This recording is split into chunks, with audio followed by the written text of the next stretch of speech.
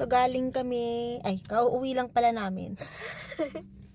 Kakauwi lang namin ni Lia because siya ay nag-online class sa labas.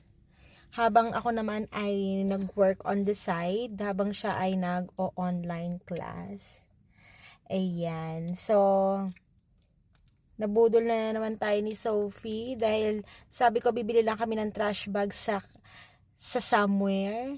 Tapos, ang dami niyang kinuha. But anyways, Seaweed noodles na ito lang kinuha ko. ay. Ikaw kumuha nitong butter.